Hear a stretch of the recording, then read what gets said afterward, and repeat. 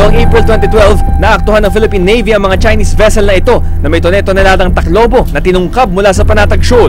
Meron din itong kargang mga pating at iba't iba pang mga isda. Noong September 2016, naitala naman ang mas marami pang kalmot sa Panatag Shoal, mga pruweba raw ng labis na pinsala. Dahil sa tensyon sa Panatag Shoal, nagreklamo noon ang Administrasyong Aquino laban sa China sa Permanent Court of Arbitration sa The Hague, the Netherlands. Noong Hulyo, matapos ang 4 na taong pagdinig sa kaso, nagdesisyon ng tribunal na walang basehan ang pag-angkin ng China sa Panatag Shoal dahil sa kanilang historical rights at maging sa iginigi itilang 9-dash line. Malinaw din ang naging posisyon ng China, hindi nila kinikilala ang desisyong ito. Sa ibang bahagi ng bahura kami pumasok para marating ang gitna. Sa aming pagpasok sa Panatag Shoal, nagdesisyon ng aming kapitan na huwag dumaan sa pangkaraniwang ruta sa bukana kung saan nakapwesto ang barko ng Chinese Coast Guard. Hindi natatakot sila kapitan sa mga Chino, kundi sa malalakas na alon mula Hilaga na umaabot sa bukana. Kiit na aming kapitan, hindi na kailangan lumapit sa bukana para mapasok ang mismong bahura. Ay, posible po dahil medyo malakas yung buga ng alon galing norte. Ay, pag pumasok tayo doon, hindi natin alam yung masyadong malakas.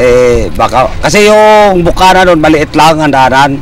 Pwede na ang barko, kaya lang pang malidap. Pero pag medyo maalo na yung norte ang tumitira, ang bukana, medyo mahirapan tayo doon. Nag-angkla ang aming bangka sa timog na bahagi ng bahura dahil payapa ang dagat dito. Nagsisilbi kasing pananggalang ang Panatag Shoal sa mga alon mula norte na pinagmumulan din ng hanging amihan. Kaya tuwing may masamang panahon, dito nagtatago ang mga maliliit na bangka. Napapanatag sila sa bahurang ito. Kaya para hindi sumadsad, lumipat kami sa mas maliit na mga bangka o service boat.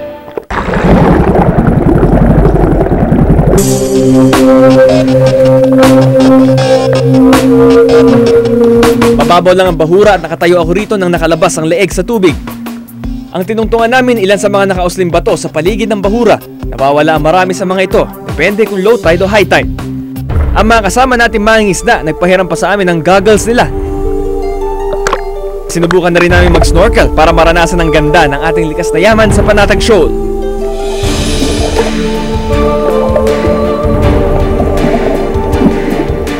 Pero kapansin-pansin, tila matamlay ang kabuang lagay ng mga coral reef.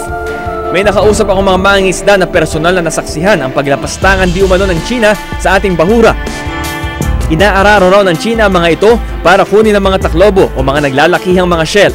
Pero kahit makakuha ang Pilipinas ng mga patunay ng pag-abuso ng China sa ating likas na mga yaman, may habol ba tayo sa kanila? China has to take responsibility for that. Either tutulungan nila tayo na ma-preserve at ma-restore yung coral ecosystem, or kung kailangan, dapat paparusahan din nila yung mga mangingisda nila na gumawa nun. Hindi bababa sa 3 barko ng Chinese Coast Guard ang ating namataan. Sa buong maghapon, wala kaming namataang barko mula sa Philippine Coast Guard o sa Bureau of Fisheries and Aquatic Resources o BFAR.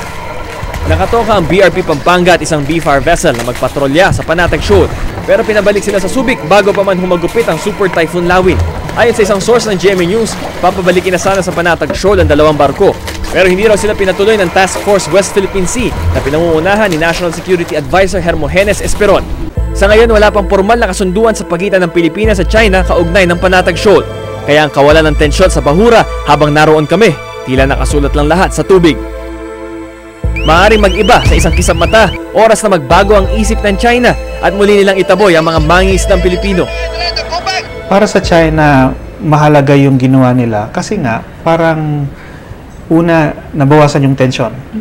Pangalawa, dahil wala nang issue kumbaga dun sa pangisdaan sa Scarborough, wala na ring entry point ang international community, whether it's the US o EU, etc., para magbigay ng suporta sa Pilipinas kung anong issue niya sa China.